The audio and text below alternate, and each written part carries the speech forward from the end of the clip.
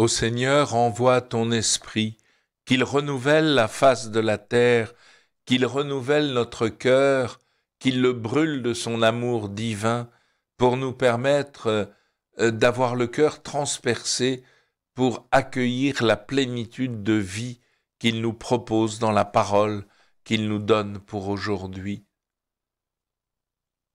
La première lecture est tirée de la lettre ou du billet à Philémon. Je vous le lis.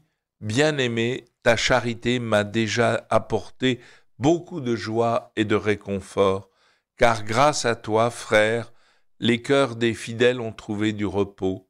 Certes, j'ai dans le Christ toute liberté de parole pour te prescrire ce qu'il faut faire, mais je préfère t'adresser une demande au nom de la charité.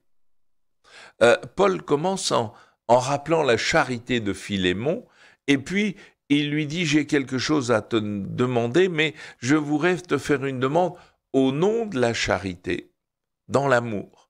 Moi, Paul, tel que je suis, un vieil homme, qui plus est prisonnier, maintenant, à cause du Christ, j'ai quelque chose à te demander pour Onésime, mon enfant, à qui en prison j'ai donné la vie dans le Christ. Il a été engendré dans le Christ par le baptême, alors que Paul était en prison. Cet Onésime, dont le nom signifie avantageux, a été pour toi inutile à un certain moment, mais il est maintenant bien utile pour toi comme pour moi. Je te le renvoie, lui qui est comme mon cœur.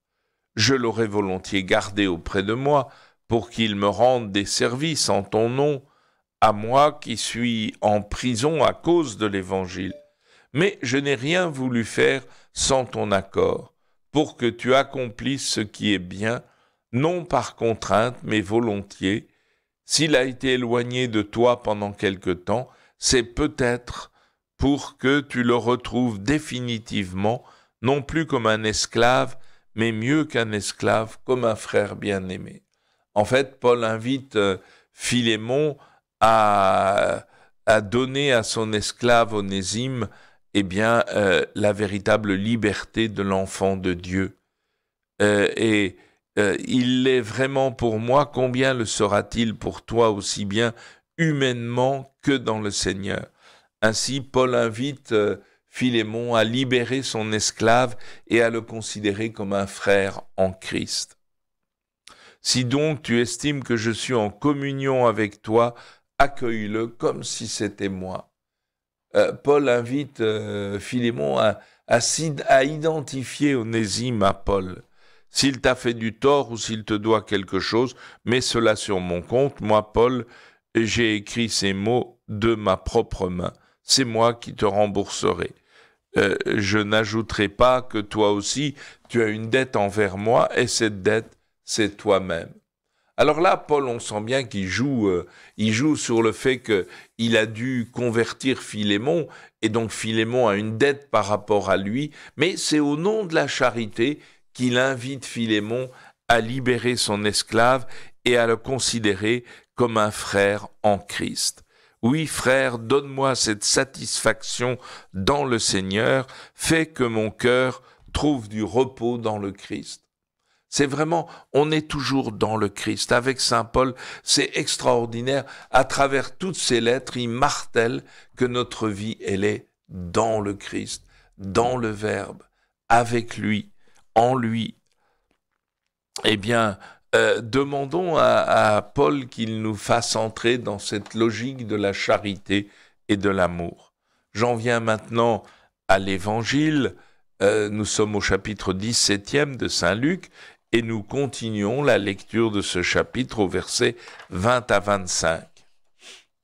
En ce temps-là, comme les pharisiens demandaient à Jésus quand viendrait le règne de Dieu, c'est la véritable question pour nous tous, quand viendra le règne de Dieu? Alors, d'abord, il viendra d'une manière personnelle pour chacun de nous, le jour de notre mort, dont nul ne sait ni le jour ni l'heure. Mais on doit se tenir prêt en tenue de service. Et les pharisiens demandent à Jésus quand viendrait le règne de Dieu. Et Jésus prend la parole et dit « La venue du règne de Dieu n'est pas observable. On ne dira pas « Voilà, il est ici » ou bien il est là.